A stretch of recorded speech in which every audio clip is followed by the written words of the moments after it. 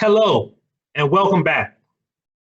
I hope that you've gotten a chance to enjoy a break and that you and your families are well and safe. There is a lot that has to be accomplished this year, and unlike any other year we've seen before, this is going to require all of us to do everything differently. It is also going to require that we remain flexible and adaptable and hold one another accountable. COVID-19 threw us into a situation that forced us to do what we believe we could never do. I've been nothing short of amazed at what happened from March through today. Think about it, 5 years ago, we couldn't have imagined provisioning 4th through 12th grade students with devices to take home. We never thought we could provide access to devices to thousands of children, let alone deliver them. In March, not only did we provide devices, but we delivered. You delivered instruction virtually for all students in grades 3 through 12. And for that, I want to thank each of you for what you did in the spring to provide instruction to students. The school year culminated with virtual graduation ceremonies and pep rally type diploma pickup experiences. It was awesome. It took a lot to get, but it was all worth it. We've accomplished so much, and I appreciate everything you all did to assist with making those memories. When students left in March, it was abrupt. We didn't know exactly how we would engage students in learning, though we did know we had to. We hustled, you hustled, to teach students online. We learned a lot about what to do and what not to do. All of these learnings have been used to create the virtual learning platform and course shell development. We realize that in order for students to have success, we must standardize expectations and resources. Today, we know that we are not moving away from our commitment to educational equity through a standards-based aligned curriculum. This is our L curriculum, which is our big bet on reaching educational equity. The team has been intentional about continuing to refine access to L curriculum resources. When we moved to remote learning in the spring, we learned that not everyone used Canvas. That proved to be problematic. We made the leap in the spring to move everyone to Canvas. And it was uncomfortable at first, but now we have a standard technology education platform. One of the most important things that I have learned through the COVID experience is that it takes every member of the team to create a new system. A system that delivers education to all kids, regardless of the circumstance. With that, I want to make sure that you understand that now more than ever, it is increasingly important that teachers make connections with every student. And while I know that there are circumstances that make contacting students very difficult, there are some things we can control. And that is the quality of instruction and the effort making contact with them and their families. All students deserve that effort. It is what will make this extremely difficult situation more palpable. This summer, the summer of 2020, is one for the books. Now, personally, I felt that the months of June and July were two of the most emotionally draining months I have ever experienced. It was like day after day of hurt, anger, frustration, violence, and death. It was hard to witness and hard to process. In many ways, this summer was an awakening of disparities, an awakening of consciousness, an awakening of the impact of this country's original sin, racism. Now, we've seen these pictures countless times this summer, and I want to draw your attention to the officers surrounding Mr. Floyd. The ones who are standing by, knowing, seeing, experiencing, and some have suggested enabling the murder of Mr. Floyd. Now, initially, I spent time focused on the officer whose knee was on his neck. But lately, I've been drawn to the other officers and their boldness to stand by and allow that to happen. What was going on in their minds? How could they just stand there? Why did they choose to do nothing? How was that even an option? This is an example of systemic racism playing itself out. In this frame, you see how history, culture, public and institutional policies and practices and individual behaviors and beliefs intersect and collide in this moment. Now, this picture for me shows the human outcry. It shows the shared concern of people from all different races, all walks of life, outraged at what happened and the response or lack of response to it. Now, people from all over the world declaring amid a pandemic that this is no longer acceptable, to stand idle and watch, witness injustice and do nothing. Those days are done. We saw this scene play out across the world, and people across the world have aligned to voice their outrage with systemic systems that feed oppression, systems that embrace structural exclusion, and systems that do nothing when confronted with it.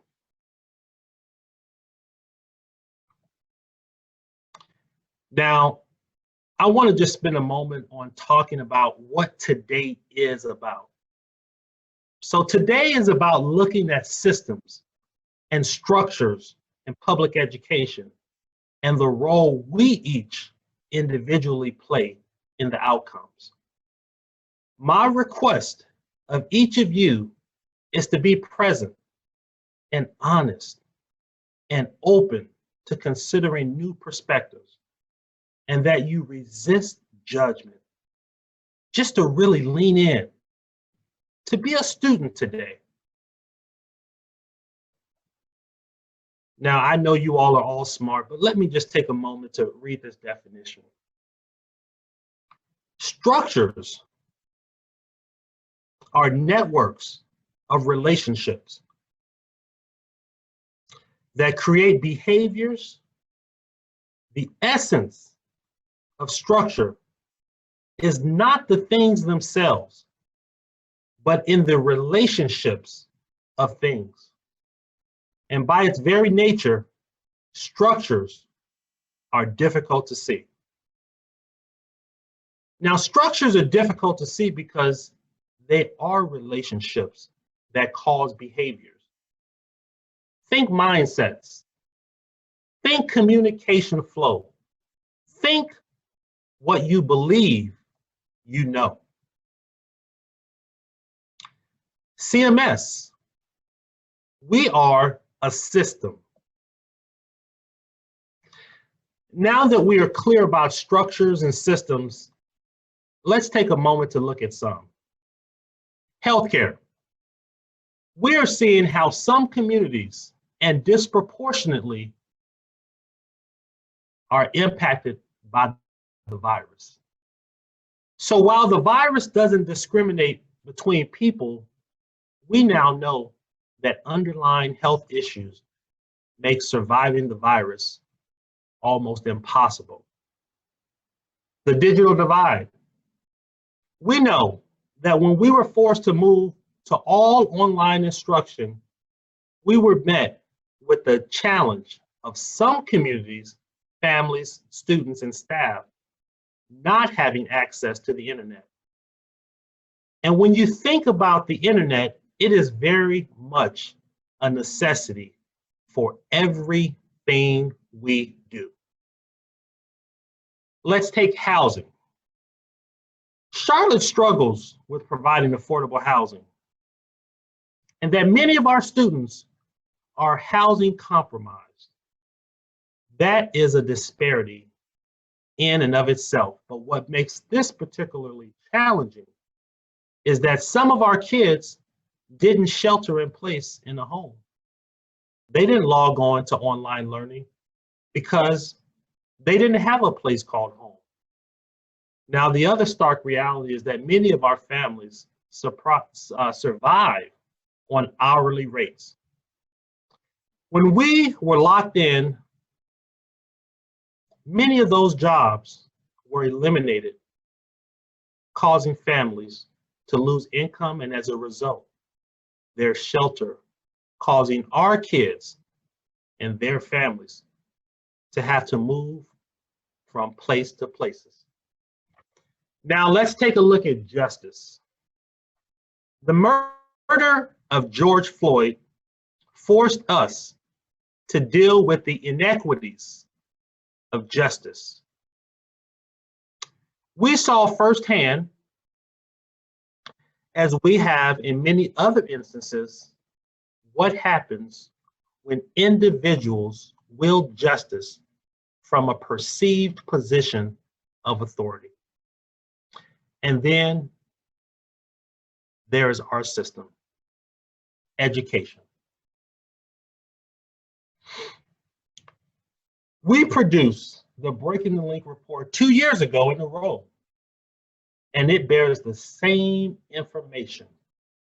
Some of our students are having a very different public school experience in the same district. So to understand where we are in this moment in time, we must begin with defining terms. So structural exclusion, patterns of societal, organizational, and individual behavior that actively or passively, whether it be intentionally or unintentionally, exclude certain groups and individuals from access to and participation in opportunities and resources. Structures get built that exclude and disadvantage some while advantaging others, which leads in turn to real inequities and disparities.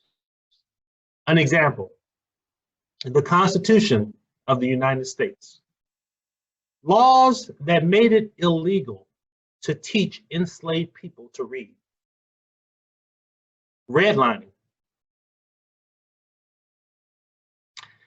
Now, what you see is not new data. And we recognize not just CMS, but public school systems across this country are trying to figure out how to increase reading proficiency with all students. You will see here that most of our students are reading, and many of them perform well on reading EOGs. You will also see that some of our students are not having the same outcomes and have not been for some time now. Now, I know, and I have heard from leaders across this district, that there are many contributing factors for these results. And I am not suggesting that we have not been trying to remedy some of the barriers to these student outcomes. If you look here, you'll see our college and career readiness rates in English 2. Here, there are 4-year cohort graduation rates over the past 3 years. We've seen this data. It is not new to anyone in this Zoom room. This data shows us that while we are seeing increases in graduation rates, we still have students who are graduating at significantly lower rates than others. Said differently, given our new lens, there is a structure that is excluding some students consistently. We have made tremendous strides in reducing the number of out-of-school suspensions, and that is good, but we still have a way to go. This graph shows that Black and brown students, males specifically, are suspended at far higher rates than all of their counterparts. Now, what role does structural exclusion play in this equation? So leadership qualities. I shared at the leadership conference early this summer that leadership matters, especially now. Leadership, it isn't found in a title or a position. Leadership instead is about leading through your sphere of influence. And for teachers, one of your most significant spheres of influence is the relationships you create, whether intentionally or unintentionally, with each of your students. And it is important to be clear about your own personal beliefs, bias, and how they show up in your relationships with students. So one of my favorite quotes is by Frederick Douglass. And Frederick Douglass says, "It is easier to build strong children than to repair broken men." And I think he also meant women. I believe that this quote is as relevant today as it was then. We, you and I, all of us, we're in the business of preparing children for the world. Not just to live in it, but to thrive in it, to make it better than the way we found it. We must be committed to this for every student in our district. Let me say that one more time. We must be committed to this for every student in this district, because our legacy is directly tied to their preparedness. So, how exactly do we do this? Now, the expansion of the L curriculum. Now is not the time to shy away from leaning totally in to expanding our big bet on an aligned curriculum. We are not walking away from high expectations. We're not walking away from leveraging the new curriculum as a tool by which to achieve equitable outcomes for all children. We will keep our focus on raising the floor and the ceiling at the same time. We will be accountable for the outcomes of all children, and that means we will create structures, conditions, and systems that will support the development of African American males, which, based on the data, suggests that we must be more intentional and accountable for their educational experience. Now, this year, we will move from cultural competency as a standalone voluntary diversity and inclusion strategy to engaging in anti-racism work that is aligned to our curriculum expansion, so that we, as adults, continue to push our learnings in service of delivering our new aligned and culturally responsive curriculum. We will focus on disrupting systems that cause some students, and these are mainly African Americans, to have disproportionate outcomes.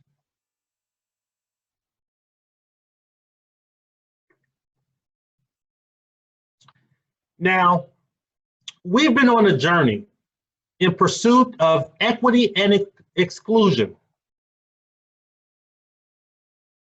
I know you heard me say exclusion. What I meant to say that we've been on a journey in pursuit of equity and inclusion. I was just testing to make sure you were listening. And we've been on this journey for a while, and we've learned a lot along the way. Now, our journey has been many things: cultural diversity and inclusion, and most recently, cultural proficiency. We are not starting all over again, but we're using what we've done so far to propel us to undertake dismantling systems and structures.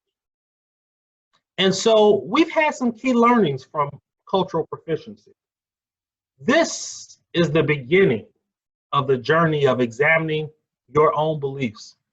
It gives you a cultural frame of reference. It is what shapes your worldview and how it influences your ability to interact with others.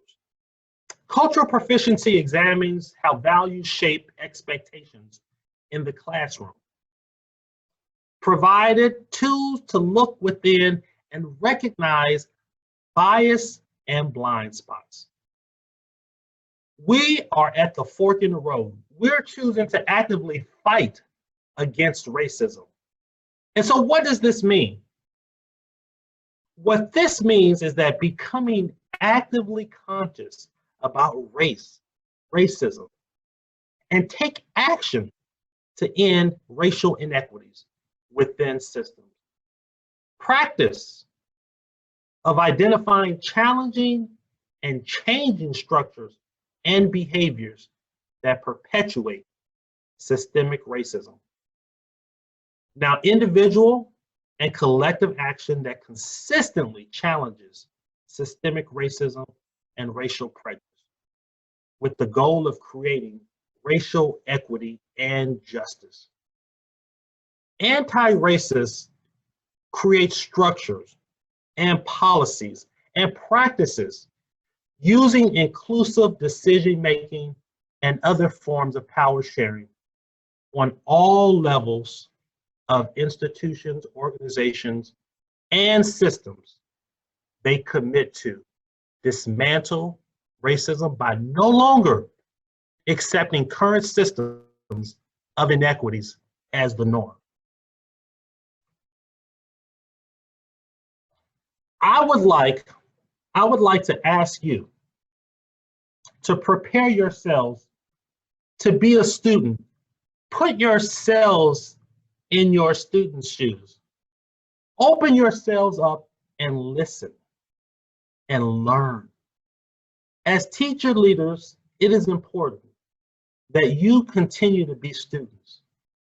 Now, early this summer, I invited leaders to join in reading books, and I invited them to engage in dialogue about these hard to talk about subjects.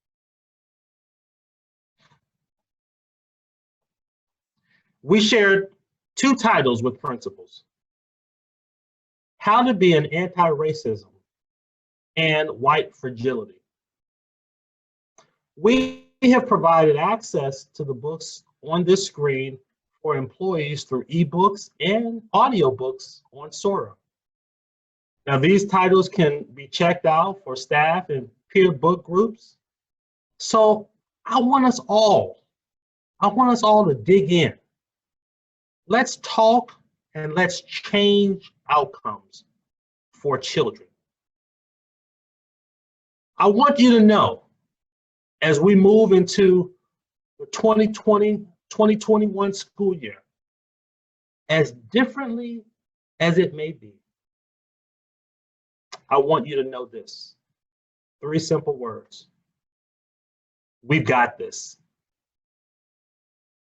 Take care and have a great day. I look forward to seeing you all soon.